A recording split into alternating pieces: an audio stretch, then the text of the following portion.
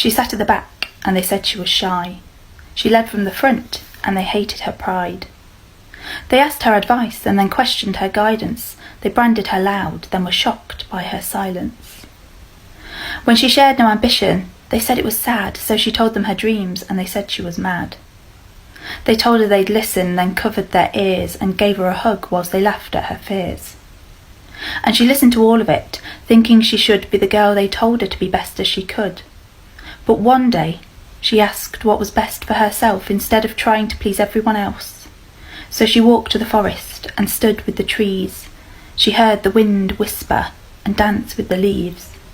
She spoke to the willow, the elm and the pine, and she told them what she'd been told, time after time. She told them she felt she was never enough.